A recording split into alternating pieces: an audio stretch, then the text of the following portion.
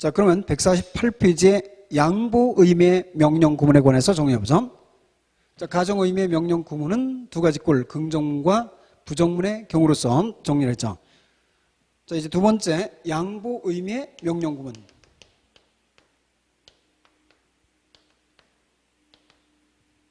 근데 이 양보의미의 명령 구문은 별로 알려지질 않았어요. 물론 자주 쓰이는 한 형태가 있는데도 사람들이 잘 모르니까 참고해서, 물론 시험 문제 나오는 것도 별로 없으니까 한두 가지만 참고해서 기억을 해두시면 되죠. 양보의미의 명령문이란 뭐냐면 양보절을 좀 더 요약 강조해서 명령문처럼 표현하고자 하는 거야. 그럼 예를 들어서 일반 양보절이 있다. 양보절이 있다. 그럼 우리가 양보절 하면 예보를 붙인 꼴을 주로 말해요. whatever, 아니 whenever, wherever. 자, 이런 것들이 동반된, 자, 이러한 일반 양보절에서 만일 명령화시키면, 이것을 명령문화시키면 어떻게 될까 하는 문제를 따지는 거죠. 그럼 예를 들어서 whatever you will buy, I will not like it. 이렇게 만일 썼다 이 말이죠. 그럼 whatever you will buy, 당신이 무엇을 사든지 나는 그것을 좋아하지 않을 것이다. 만일 이런 구문이 있다고 보자 이 말이죠. 그럼 여기서 당신이 무엇을 사든지에서 가장 중요한 것은 무엇도 중요하지만 사든지도 중요하다 이 말이죠. 그래서 이 사든지를 강조하기 위해서 이걸 마치 명령문처럼 동사의 원형을 앞에다 쓰는 거야. buy. 이렇게 쓰면, 그럼 여기에 예보를 탈락시켜라. 그래서 buy what? 이렇게 하면 요것만 가지고도 무엇을 사든지가 가능한 거예요. 무엇을 사든지 뒤에 문장 형태를 맞추기 위해서 이렇게 쓰는 거야. buy what you will. 무엇을 사든지 나는 그것을 좋아하지 않을 것이다. 이것이 일반 양보절을 명령문화 시켰다. 그럼 일반 양보절을 명령문화 시키면 예보를 탈락시킨다는 경우가 되는데, 자, 교재 예문을 하나 더 연습해 보세요. Wherever you will go, 당신이 어디를 가든지 you will meet a real man, 당신은 진정한 사람을 만날 것이다. 그러면 wherever you will go를 강조하기 위해서 쓰면 어떻게 돼요? 명령문화 시키면 go를 앞에다 쓰겠죠? go. 그리고 wherever에서 예보를 탈락시키니까 go where. you will은 첨가해서 그냥 쓴 것이고 어디를 가든지가 가능할 수 있겠죠. 그럼 일반 양보절에서 그것을 명령문화 시키면 예보를 탈락시키는구나 하는 걸 이해할 수가 있게 되죠. 자, 다음 두 번째. 그렇다면 자, 양보절 중에서 하우 예보절이 있어요. 그럼 하우 예보절일 때는 어떻게 쓸까? 이때는 하우 예보 대신 하우 예보가 뭐로 바뀌는 거예요? as로 바뀐다 이 말이죠. 하우 예보를 as로 바꿔 쓸 수가 있어요. 예를 들면 however you may try, you can't open it. 뭐 이렇게 정의해서 내가 아무리 노력을 해도 너는 그것을 열 수 없다. 이렇게 썼다고 보자 이 말이죠. 그럼 여기에는 however you may try라는 이 양보절을 좀 더 강조를 하고 싶다. 그래서 명령문화 시키는 거예요. 그럼 어떻게 쓰면 돼요? 동사의 원형을 앞에다 써라 이 말이죠. 그럼 try가 되겠죠. try. 그런데 try 다음에 try however를 뭐로 쓴다 그랬어요? as로 쓴다 이 말이죠. try as. 그리고 you may는 그대로 붙여주는 거예요. try as you may. 아무리 노력을 할지라도가 된다 이 말이죠. 이렇게 해서 however 저는 however 대신 as로 바꾸는구나. 이걸 이해해 두시면 되겠죠. 그럼 거기에 예문을 하나 더 연습한 밑에 예문. however he might have a strong mind. 그가 아무리 강한 마음을 가진다 할지라도, 여기서 동사를 도치하면 어떻게 돼요? have 그리고 have 대신 as니까 have as he might a strong mind 이렇게 되겠죠. 그가 아무리 강한 마음을 가졌어도 he couldn't but be surprised. couldn't but이 뭐죠? couldn't but 동사의 원형 할 수밖에 없다 하지 않을 수 없다. 그는 놀랄 수밖에 없었다. 임을 알 수가 있겠죠. 이렇게 해서 일반 양보 접속사 그 다음 두 번째 however일 때 둘로 나눠볼 수 있죠. 자, 그런데 이 구문들은 여러분들에게 자주 소개가 안 되고 주로 우리나라 영어책에 또 영어 시험 문제 가장 많이 나온 형태는 세 번째 형태가 되겠어요. 무슨 말이냐? however절인데 여기에 형용사나 부사가 붙어 있을 때 however절에 형용사나 부사가 붙어 있을 때 이걸 어떻게 바꿀까? 그럼 이게 명령문화 시키면 however를 evers로 바꾸는 거야. everso 형용사 부사가 된다 이 말이죠. 형용사나 부사다. 그래서 여러분들은 이 꿀을 반드시 기억을 해 두셔야 돼요. 적어도 뭐 다 기억을 못해도 양보임의 명령 구문을 다 몰라도 however의 형용사나 부사가 있을 때는 거기에 evers로 바꿀 수 있구나 하는 것을 여러분들이 기억을 하라 이 말이죠. 자, 가령 예를 들어서 however humble it may be there is no better place than your home. your home. 자, 이렇게 만일 있다고 보세요. 자, 해석하면 아무리 험불하다 할지라도 험불이 뭐죠? 험불하면 뜻이 여러 가지죠. 원래 험불이 흉이 땅이죠. 불은 던지다. 땅바닥에 던져진 해서 비참한 가련한 데 돼요. 굴욕적인 이런 것도 되지만 또 자기가 땅바닥에 굽힌다는 말에서 겸손한 의미를 가질 수도 있다 이 말이죠.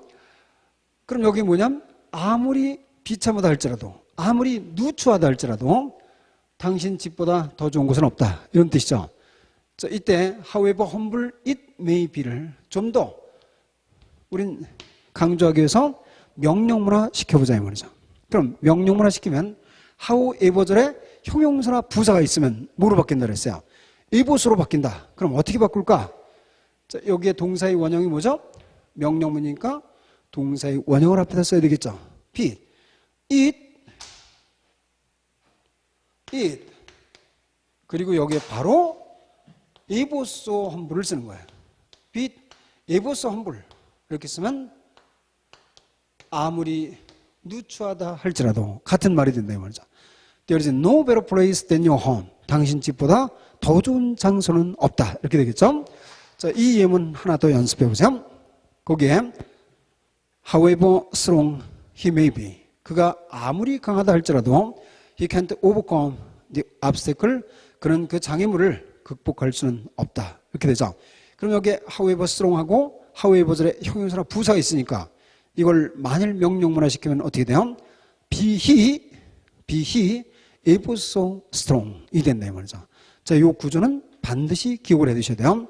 양보 의미의 명령구문 지금 세 가지를 배우고 있죠.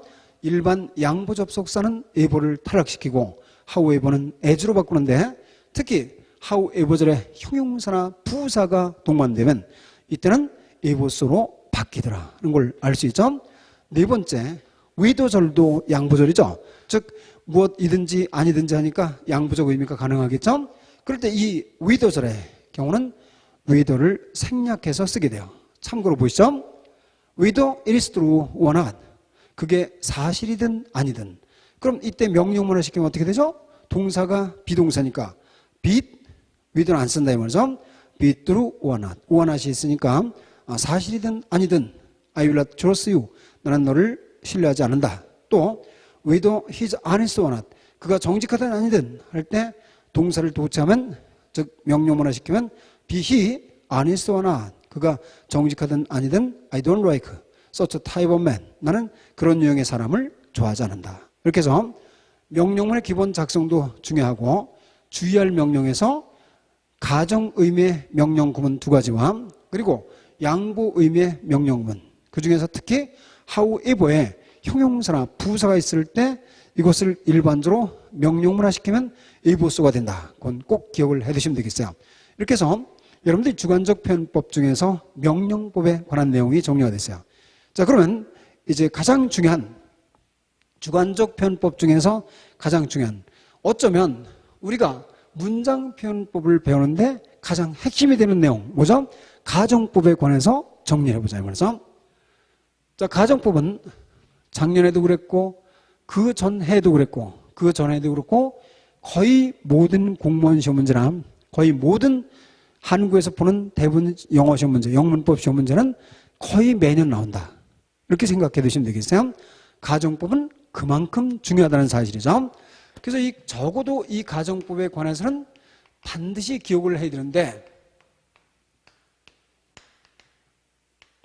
서브정터브 무드라고는 이 가정법은 반드시 기억을 해야 되죠. 근데 문제는 대부분 많은 사람들이 가정법을 기계적으로 암기를 했어요.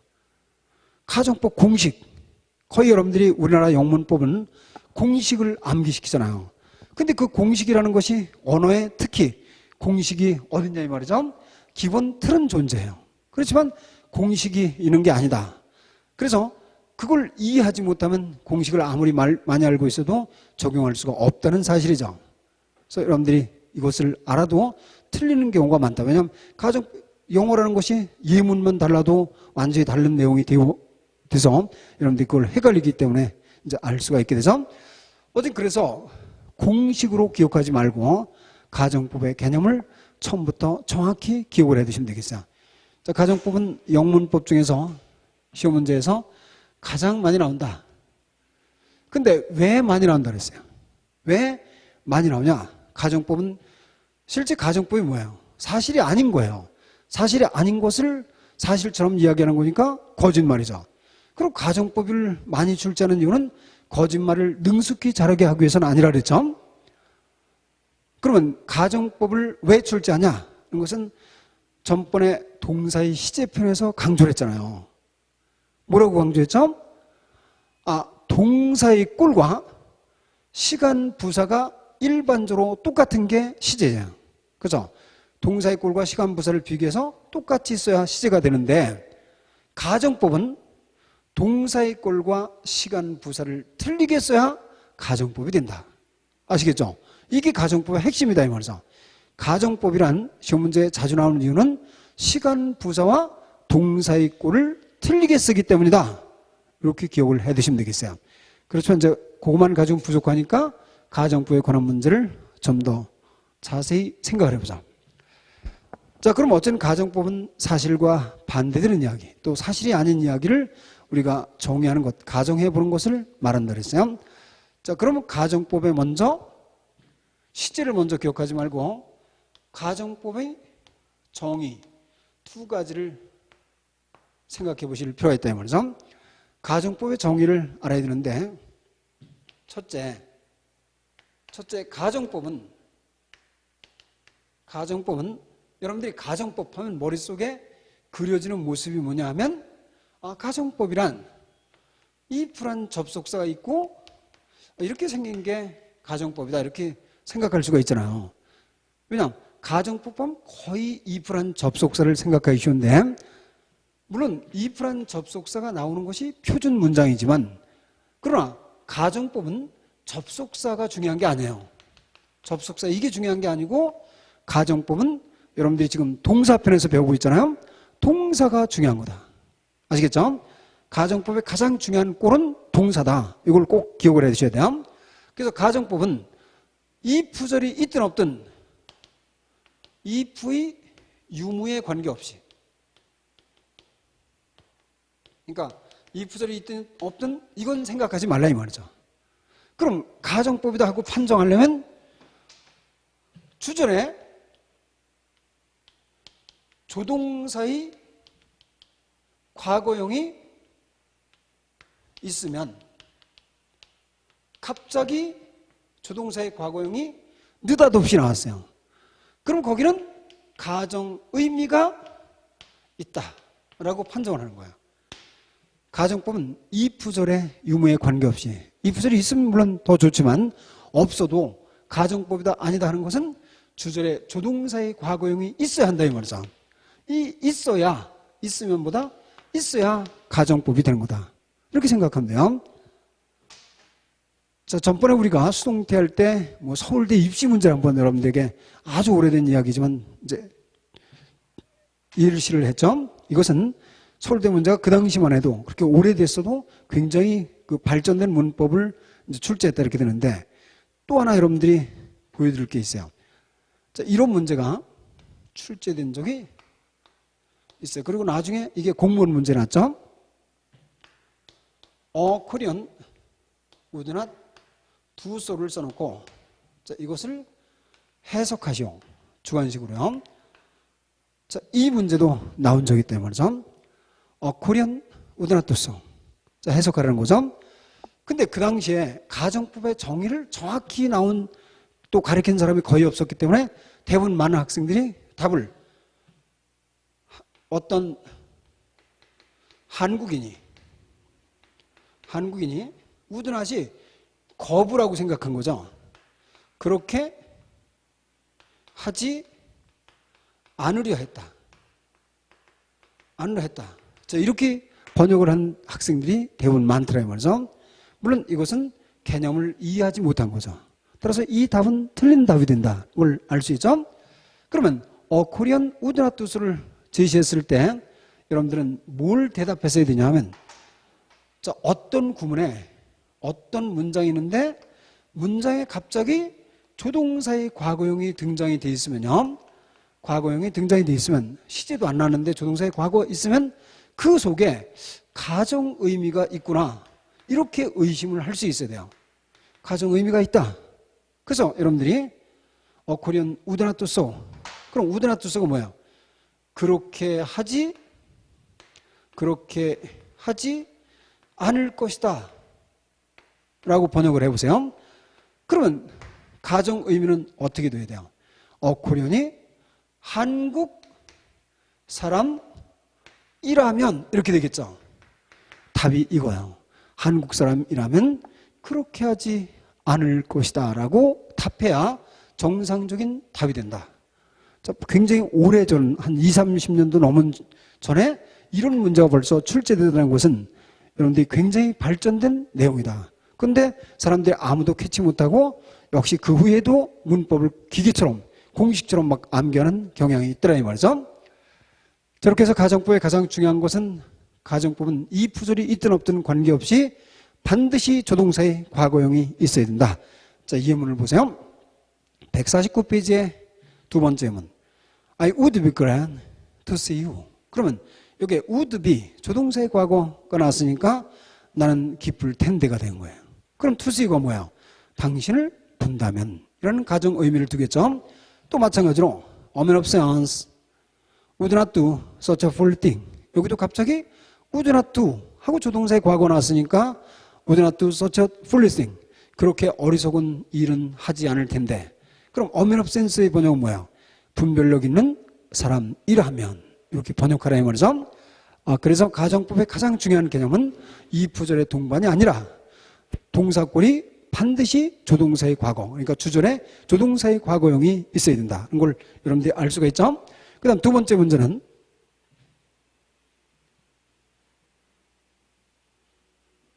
자, 이것은 가정법이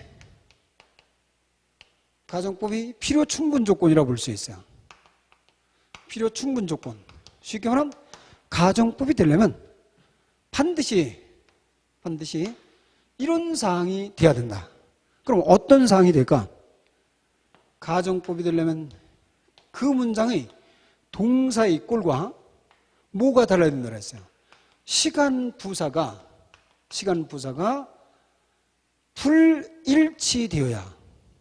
일치되어야 비로소 가정법이라 한다 이 말이죠. 자, 동사의 꼴과 시간 부사가 일치되면 직설법이고, 동사의 꼴과 시간 부사가 일치되지 않아야 비로소 가정법이다. 이건 어마어마하게 중요한 내용이죠. 그러니까 이 한마디만 알아도 가정법은 동사의 꼴과 시간 부사가 일치되지 말아야 한다. 이것만 알아도 가정법은 이미 70%를 이해하고 간 거예요. 가정법 문제가 이거다 이 말이죠. 시험 문제가. 그럼 예를 들어서 아주 긴 문제가 나왔어요. 그리고 여기에 아주 또 긴 문제가 나왔는데 투데이 나왔어요. 여기에 동사의 꼴 어떻게 쓰냐 이렇게 만일 물어봤다. 그럼 여러분들은 옛날 공식으로 하면 뭐 if 부절이 과거하려고 주절이 막 이런 식으로 하잖아요. 근데 그거 아니다. 가정법이 되려면 앞에를 보니까 시간 부사 동사의 꼴이 틀려요. 그럼 여러분들은 따라서 가정법 이구나 이렇게 판별하면 당연히 뒤에도 시간 부사 동사의 꼴이 어떻게 해야 돼요? 불일치돼야 된다 하는 걸 알 수 있겠죠. 그럼 만일 여기가 today 오늘날하고 현재가 돼 있다면 여기 동사는 뭐라고 써야 돼요? 조동사의 과거 동사의 원형으로 나온 게 답이구나 라고 결정할 수 있다 이 말이죠. 그러니까 이렇게 가정법은 동사의 꼴과 시간 부사를 항상 틀리게 쓰는구나 하는 걸 꼭 기억하라 이 말이죠. 자, 이 예문을 통해서 살펴보세요. 자, if you went there now. 자, 거기에 시간 부사가 now, 현재예요.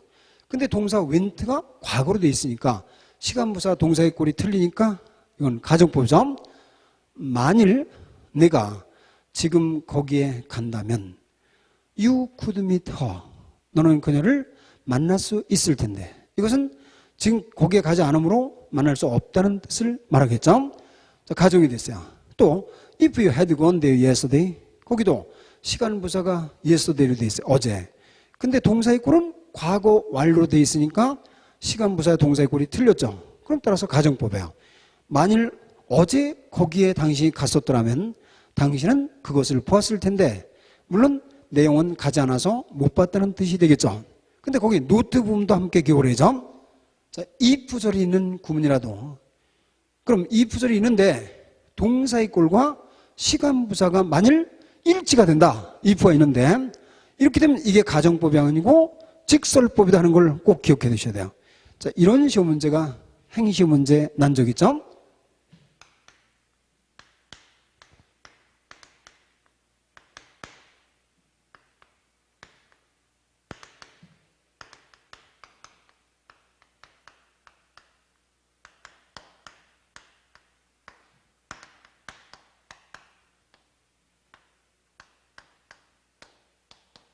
자, 이렇게 하고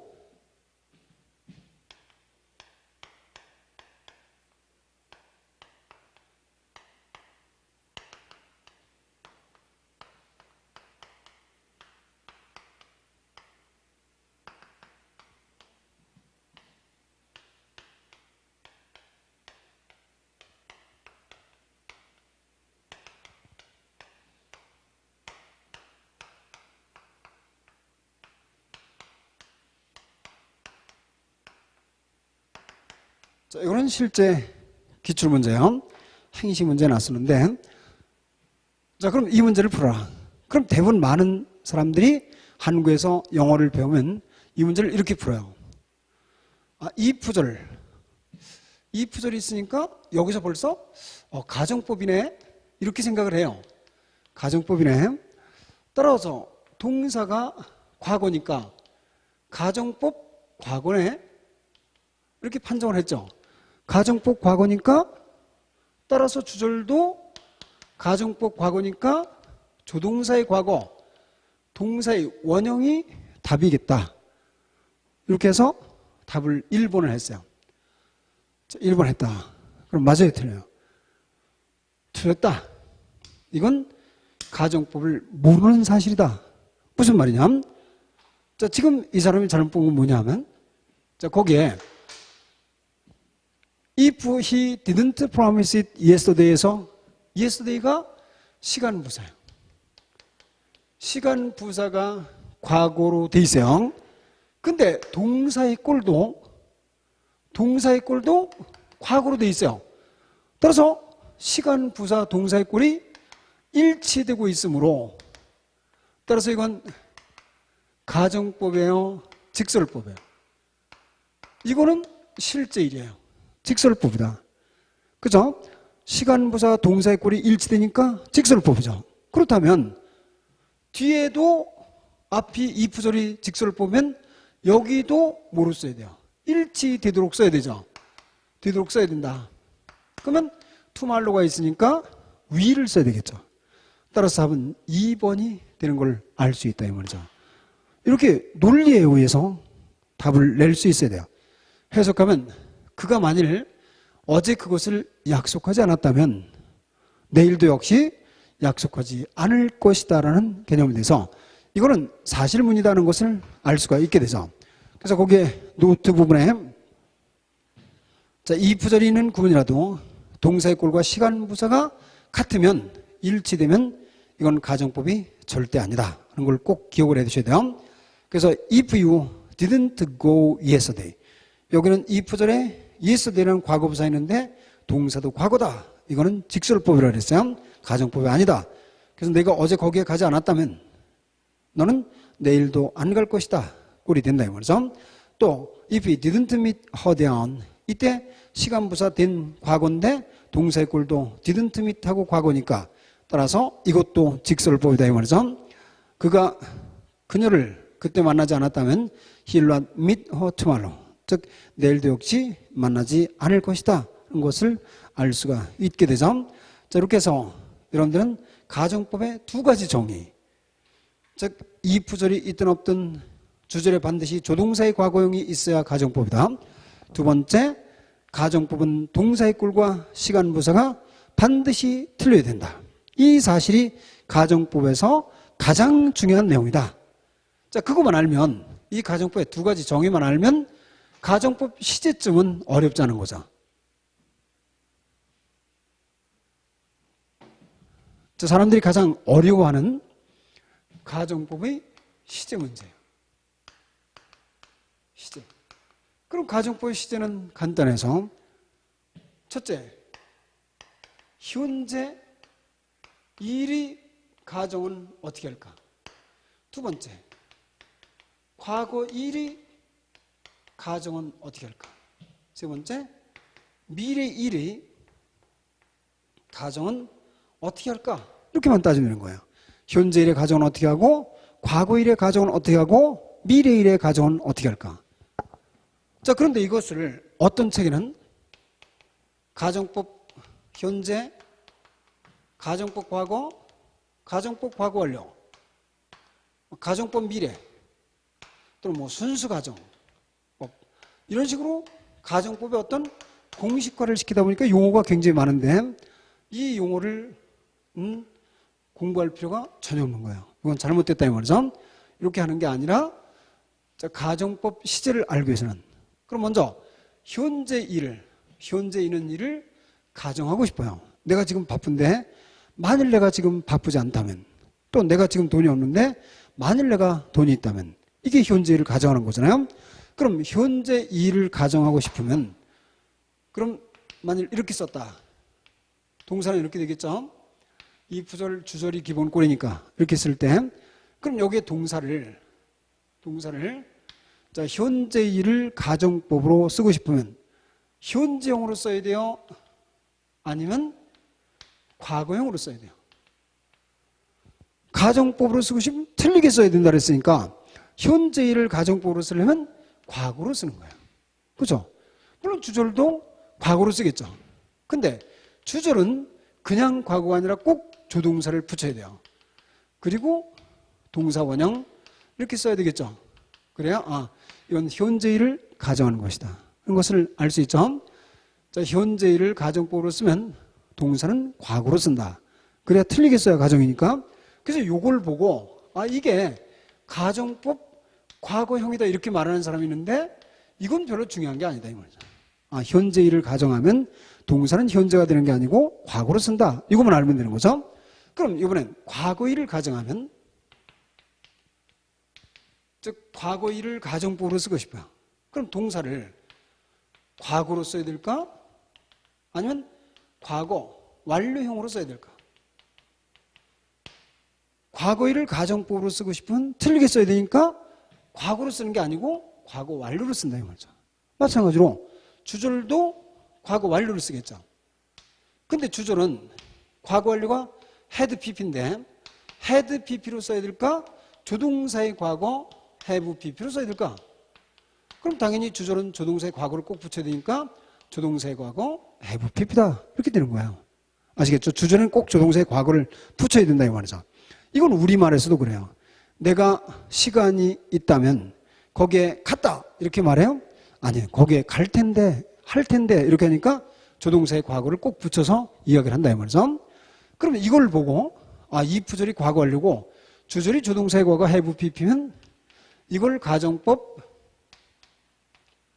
과거 완료형이다 이렇게 말하는데 그건 별로 중요한 게 아니다 이 말이죠. 참고해서 기억을 해두시면 돼요. 자, 현재일을 가정하면 가정법의 동사는 현재로 쓰는 게 아니라 틀리게 써야 되니까 과거로 쓰고 과거일을 가정하고 싶으면 과거로 쓰는 게 아니라 틀리게 써야 되므로 과거 완료로 쓴다 이렇게 알고 있으면 되죠. 그럼 미래일을 가정할 때는 어떨까? 미래는 일어나지 않은 일이라 그랬잖아요. 그래서 우리는 미래일을 세 가지로 나누는 거예요. 그래서 만일 확실한 조건 때 그리고 불확실한 일, 한 일, 이번엔 불가능한 일 이렇게 미래를 세 가지로 나눠보는 거야. 미래일을 가정해봐라. 그럼 아직 일어나지 않았지만 세 가지가 있어요. 지금 만일 장마철이다. 장마철인데 그래서 비가 계속 오고 뭐 기상센터에서도 내일 비가 확실히 온다 그랬다. 그럼 여러분들이 이렇게 말했죠. 야, 내일 비 오면 우리 거기에 가지 말자. 그럼 이 사람이 비 오면 하는 말은 가정으로 봐야 돼요? 아니면 거의 확정으로 봐야 돼요? 확정이겠죠. 그죠? 비가 확실히 온다면 이렇게 되니까 따라서 미래일인데 확실한 조건을 나타낼 수도 있고 또 아니면 요즘 계속 가물었어요.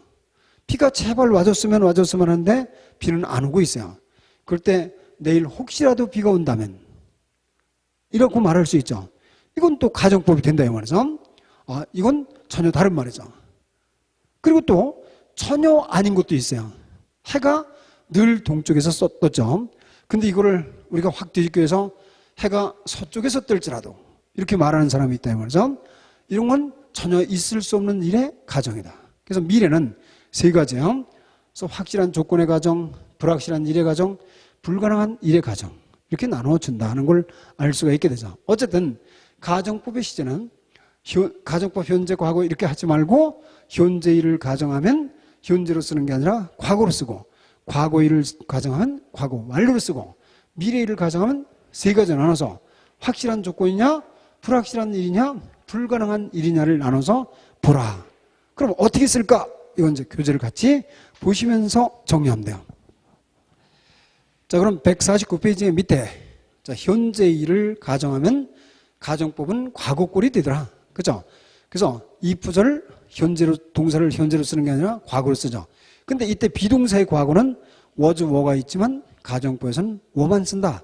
그리고 주절도 과거로 쓰는데 주절은 그냥 과거를 쓰는 게 아니라 꼭 조동사의 과거를 쓰죠. 그럼 가정법에 동원되는 조동사가 뭐예요? 가정법에 동원되는 조동사 가장 많이 동원되는 게 would, 그 다음 might, 뭐 could, 아니면 없으면 should라도 이런 것들이 가정법에서 주로 쓰이는 조동사들이다. 순서대로 이제 기억을 해 두시면 되겠어요. 자, 이 정도로 쓰인다 이 말이죠. 자, 그러면 예문을 통해서 생각해 보세요. If I were born now. 자, if절에 시간 부사가 now 현재예요. 그럼 그걸 가정법을 쓰려면 동사는 현재로 써야 돼요? 틀리게 써야 돼요? 틀리게 써야죠. 현재가 아니니까 과거로 쓴다. 근데 비동사의 과거는 was는 안 쓰니까 were라고 쓴 거죠. If I were born now. 만일 내가 지금 새라면 이 말은 내가 지금 새가 아니므로 이 말이겠죠. I could fly to you. 당신에게 날아갈 수 있을 텐데 이 말은 당신에게 날아갈 수 없다는 말을 가정한 것이야. 현재 일을 가정하면 가정법은 과거가 된다는 걸 기억해 두시면 되죠. 그 다음 예문 If I had money. 내가 돈이 있다면 이렇게 if절의 동사를 이제 과거로 썼으니까 현재 돈이 있다면 이 말이죠. 현재 돈이 있다면 I would buy the car. 나는 그 차를 살 텐데. 그럼 이건 어떤 일을 가정한 거예요? 내가 지금 돈이 없으므로 그 차를 못 산다 이 말이잖아요. As I don't have money, I don't buy the car. 이렇게 되겠죠. 그리고 직설법과의 관계를 여러분들이 연결해서 생각해 두시면 되겠어요. 또 if they raise the public charges, 만일 그들이 공공요금을 올린다면, 이때 과거형을 썼으니까 현재를 가정한 거예요. 그럼 올린다면 the people would resist it. 사람들은 그것을 저항할 텐데 이렇게 했어요. 이때 그럼 그들이 공공요금을 올리지 않았으므로 사람들은 저항하지 않는다 이 말이겠죠. 어쨌든 현재일을 가정법으로 쓰면 과거가 된다는 걸 꼭 기억하라 이 말이죠.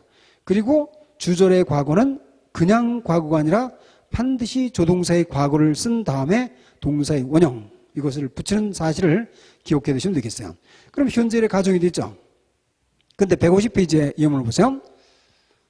자, 거기 노트에 뭐라고 되어 있냐? 가정법을 배워보니까 가정법은 if가 중요해요? 동사의 꼬리 중요해요? 동사의 꼬리 중요하다. 그래서 가정법은 무엇보다 중요한 게 동사의 꼬리니까 따라서 if 대신 생략하고 동사를 거기다 붙이는 경우도 있어요. 내가 만일 새라면을 아까 어떻게 썼죠? if I were a bird 이렇게 쓰잖아요.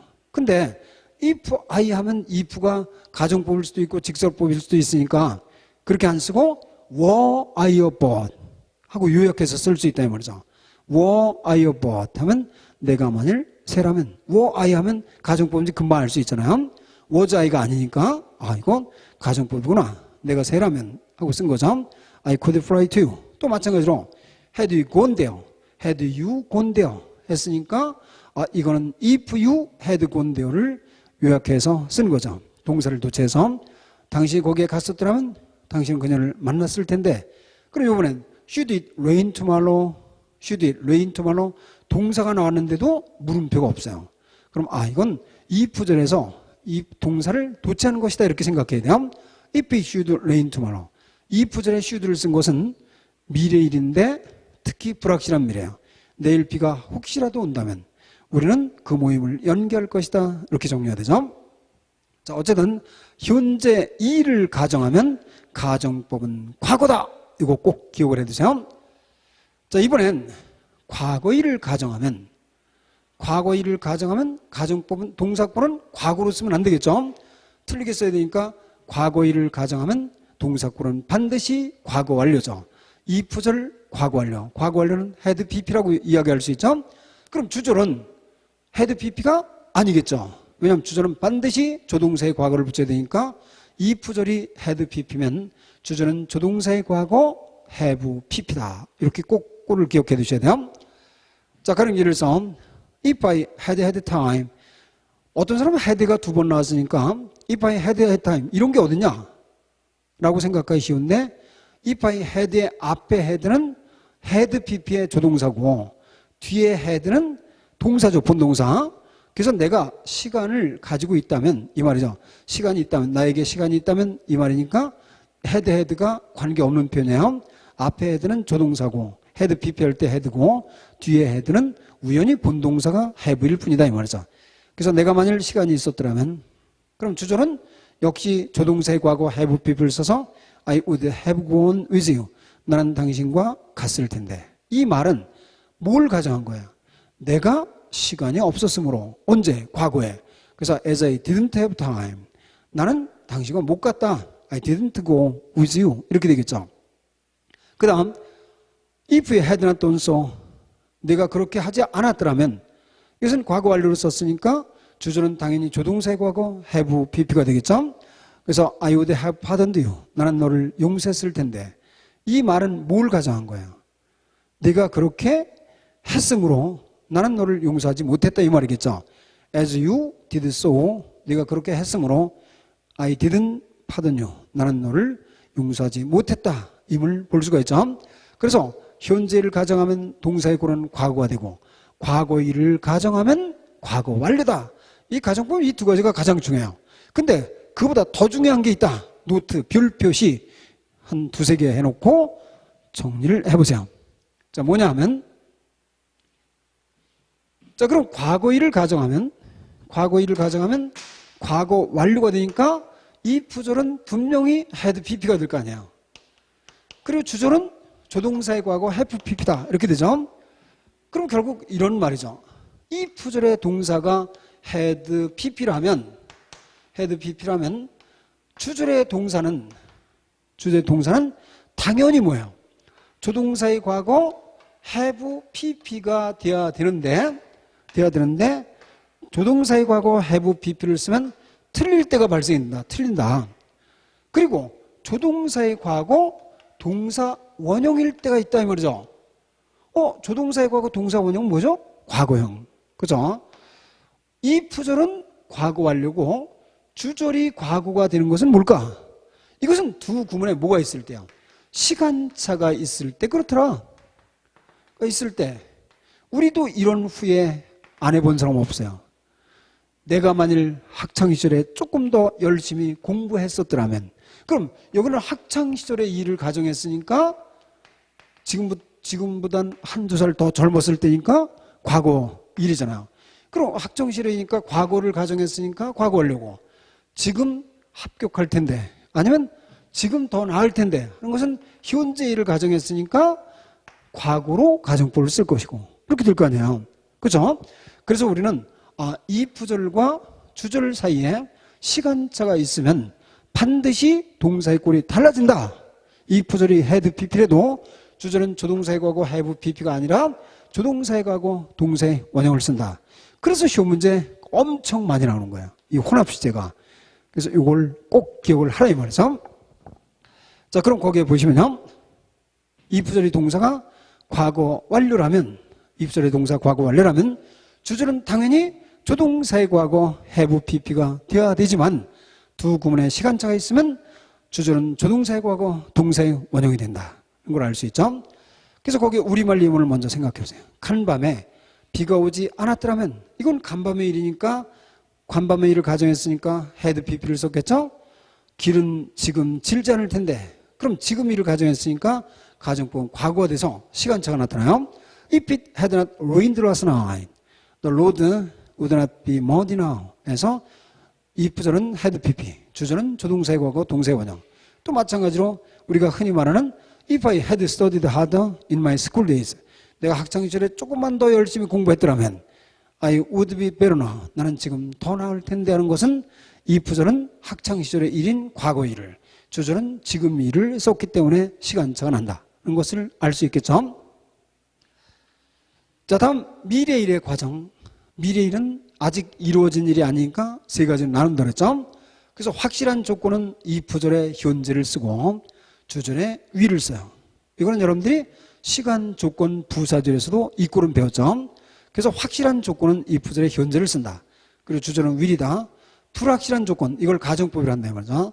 미래의 불확실한 조건을 나타낼 때 이 부절은 should를 쓰고 주절은 would나 will. 근데 물론 would를 더 많이 쓰겠죠. 가정법이니까. 그리고 전혀 불가능한 일의 가정은 이 부절에 would를 쓴다. 옛날에는 이 부절에 would를 쓰면 이게 순수 가정이다 이렇게 이야기하는 사람이 있는데 가정법이 순수하다면 거짓말 중에서 새빨간 거짓말이다 이 말이지 순수한 건 하나도 없어요. 그러니까 절대 순수 가정 뭐 이렇게 암기하지 말라 이 말이죠. 그러니까 미래일은 세 가지 꼴이죠. 그래서 151페이지의 예문을 보세요. If it rains tomorrow 하고 현재를 썼으니까 내일 만일 비가 확실히 온다면 이런 뜻이에요. I will not go there. 나는 거기에 가지 않을 것이다. 그럼 혹시 if it should rain tomorrow 이렇게 쓰면 혹시 내일 비가 온다면 요즘 비가 안 왔다는 거예요. I would not go there. 나는 거기에 가지 않을 것이다. 거의 가정적 의미가 되죠. 그 다음 if the sun were to rise in the west 해가 서쪽에서 뜬다 할지라도 이때는 if가 even if의 뜻이죠. if가 꼭 한다면이 아니라 일지라도라고 번역할 때도 있는 거예요. 그래서 해가 서쪽에서 뜬다 할지라도 I would not go there. 나는 거기에 가지 않을 것이다. 그래서 미래는 세 가지 경우로구나 하는 걸 기억해 두시면 되죠. 이렇게 하면 여러분들이 가정 시제에 관해서 어렵지 않게 현재일의 가정법 그리고 과거일의 가정법 그리고 미래일의 가정법을 정리할 수가 있겠다 이 말이죠. 자, 그럼 가정법에 이제 정의와 가정법의 시제에 관한 사항 정리했으니까 나머지 사항 잠시 쉬었다가 또 살펴보도록 하죠.